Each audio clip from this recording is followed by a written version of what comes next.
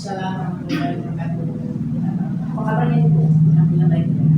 Ibu sedang ini Lagi dalam gak enak badan Ibu ya? Mungkin karena kecapean atau begini Bu, maksud saya dari sini ingin wawancara tentang bagaimana Ibu di sini sebagai kepala sekolah dalam mengambil keputusan dari sebuah permasalahan. Yang mana biasanya kan pasti Ibu selama menjabat jadi kepala sekolah di sini ya Bu ya. Mungkin pernah atau bahkan sering gitu menghadapi masalah-masalah yang mana masalah itu dianggap dua-duanya benar, namun ibu harus salah satu memutuskan harus salah satu ibu memilih gitu ya untuk memutuskan salah satu masalah tersebut. Nah dari sini saya akan memiliki beberapa pertanyaan yang pertama, selama ini bagaimana Ibu dapat mengidentifikasi kasus-kasus yang merupakan dilema etika atau rujukan moral? Ya, baik Bu Nina ya, di sini saya sebagai kepala sekolah yang mana baru berjalan 2 tahun itu ya, tentu saya juga masih belajar dalam mengambil keputusan, apalagi hal-hal yang itu tadi ya, kasus dilema etika atau rujukan moral gitu ya. Karena memang seorang pemimpin harus berpikir ke depan gitu ya, harus tahu situasi nanti hak keputusan yang sudah diambil kedepannya seperti apa dan lain sebagainya gitu. Dalam hal ini saya juga masih belajar Bu, jadi saya juga di sini mendapat ilmu baru ya, karena saya juga ikut calon guru penggerak. Ternyata ada 9 langkah, ada 4 paradigma, ada 3 prinsip, dan itu memang sangat sistematis ya Bu ya, terstruktur gitu. Sementara saya biasanya ya nyari hal apa nih nilai yang bertentangan gitu ya, kemudian nyari faktanya, nyari orangnya gitu, seperti itu. Nanti setelah itu bisa ditarik garis besarnya, oh berarti permasalahannya tuh ini, jadi harus diputuskan seperti ini. Jadi ya tadi ternyata ada 9 langkah ya, itu juga sudah paham ya. Itu kita cari nilainya dulu, nilai apa yang bertentangan. Kadang kan peraturan dengan kepedulian atau empati kan saling berseberangan ya. Jadi kita apakah pengennya sih stabil gitu ya, bisa dua-duanya. Memang harus diputuskan seperti itu. Kemudian yang keduanya siapa yang terlibat, kita harus juga mengidentifikasi ya, baik itu misalnya dari pihak guru ataupun staf PU ataupun siswa atau murid, ataupun bisa juga orang tua gitu, misalkan yang terlibat. Kemudian juga yang ketiga mencari faktanya gitu ya, mencari fakta yang sebenarnya itu seperti apa gitu.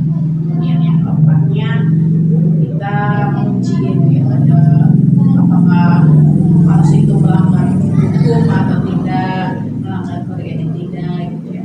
Kemudian ada uji komisi gitu ya, uji publikasi sama uji panutan. Uji panutan di sini saya idola saya karena Bapak ya, Bapak saya dalam mengambil keputusan tidak terburu-buru memikirkan hal-hal, apalagi yang tadi etikanya kita harus seperti apa gitu ya, jangan sampai menimbulkan menimbulkan kekecewaan ataupun sakit hati gitu ya Bu ya. Iya, yang terlibat itu seperti itu. Kemudian juga nanti kita ambil prinsip mana yang kita gunakan, apakah itu dari hasil akhir atau kita berpikir kepedulian ya Bu ya, ataupun lainnya. Kemudian juga nanti paradigma yang kita gunakan, apakah itu kesetiaan ya Bu ya, kebenaran gitu, keadilan gitu, sama belas kasihan ya. Nah itu juga mana nih yang diambil gitu, seperti itu. Kemudian setelah itu pasti kita punya opsi lainnya Bu ya dalam menangani kasus atau opsi ini, kira-kira yang putusannya bisa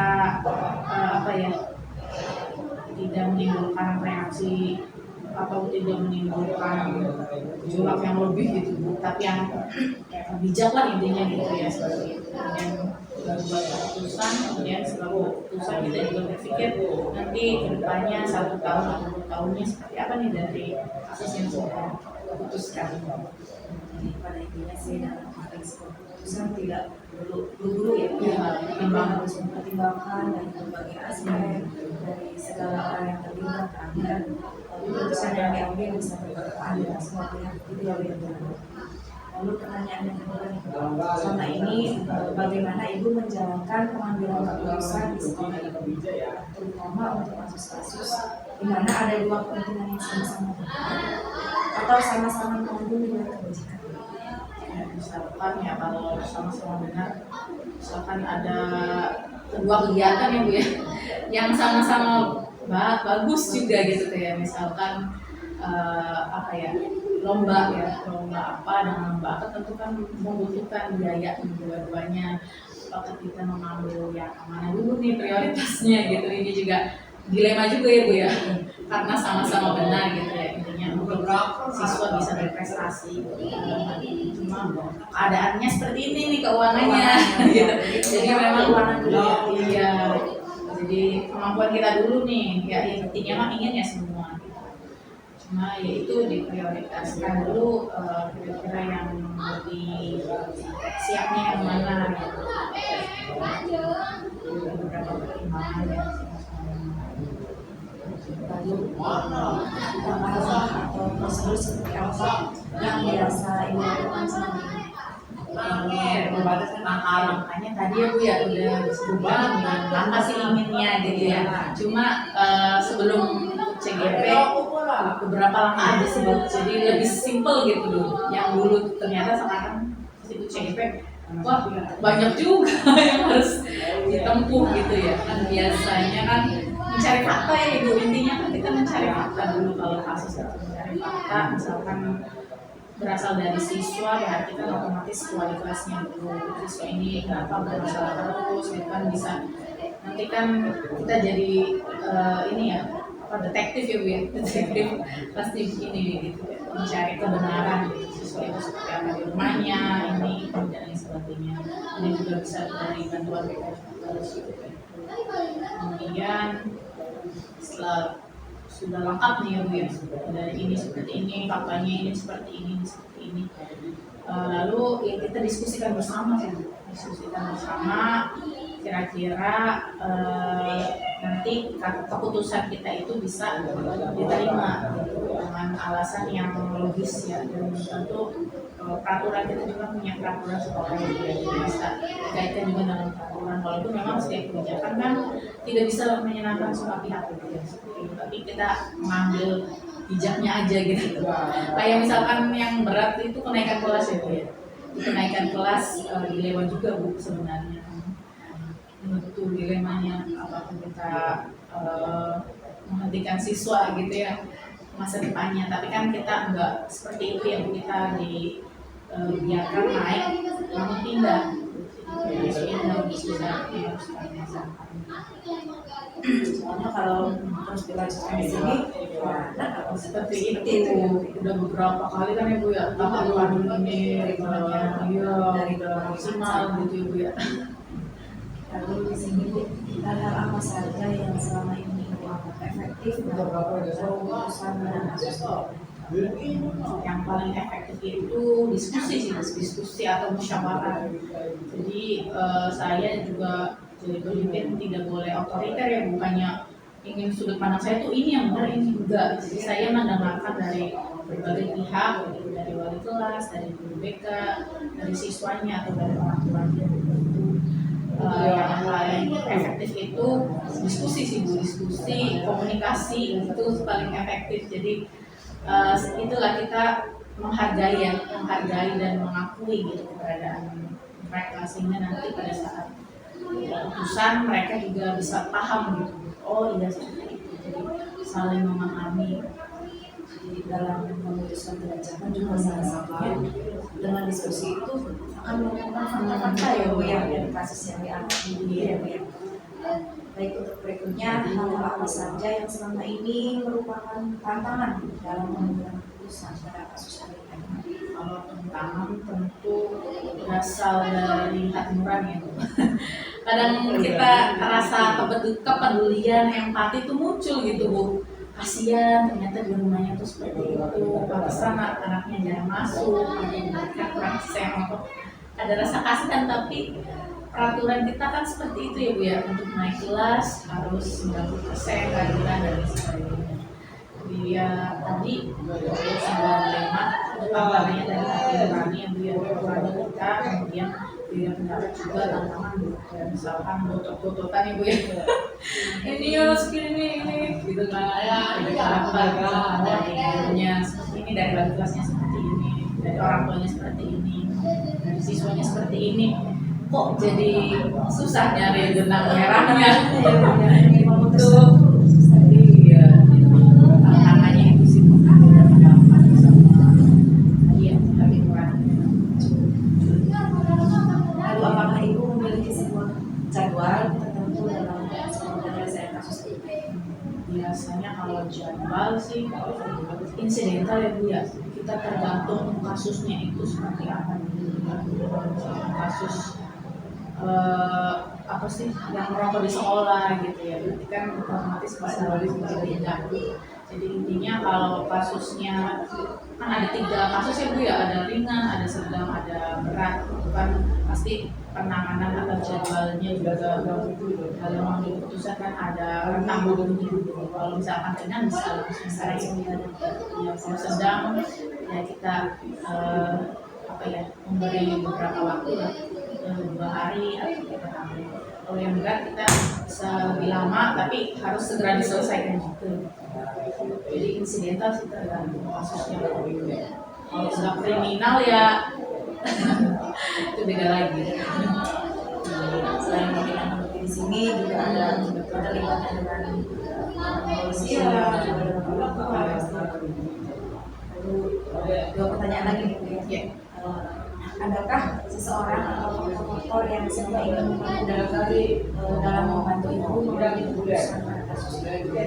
Yang membantu untuk warga sekolah ya Bu ya, warga sekolah itu dari kalau struktur kan dari kepala sekolah ya, kepala sekolah ada kapro juga, yang ada wali kelas, ada bapak kerja, ada tata usaha, ada siswa di bawahnya itu membantu dalam mengambil keputusan, karena tanpa mereka keputusan itu tidak seimbang gitu Bu kalau tanpa mereka. Jadi ini sangat membantu juga ya, pasti apa ya seluruh pihak di sekolah itu sama mengerti sama jadi timbul kepedulian ya bersama.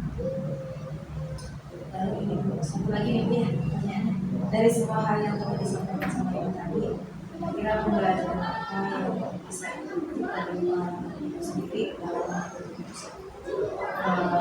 Pembelajaran tentu saya bisa lebih gitu Bu, lebih sabarnya, lebih meningkatkan kompetensi saya juga gitu. Udah sampai mana sih saya, terus kebijakannya dewasa gitu. Jadi dengan pengambilan keputusan itu bisa mendewasakan saya juga pribadi ya Bu. Selain itu untuk sekolah juga bisa menjaga wibawanya dalam mengambil keputusan. Jangan sampai keputusannya itu ini ya Bu ya, memberatkan salah satu pihak atau menimbulkan masalah baru. Jangan sampai seperti itu. Jadi ya intinya kan damai ya Bu ya, kalau udah diputuskan seperti itu damai gitu, udah tidak ada yang gugat atau apa gitu. Pembelajaran maknanya itu mendewasakan dan juga menjaga wibawa untuk menerapkan keputusan yang tentu pihak dari itu. Kalau boleh tahu nih Bu ya, selain kasus-kasus pidana pada saat naik kelas, pastinya setiap tahun ibu merasakan merasakan dilematika anak ini naik atau enggak. Selain kasus itu, adakah kasus-kasus dilematika yang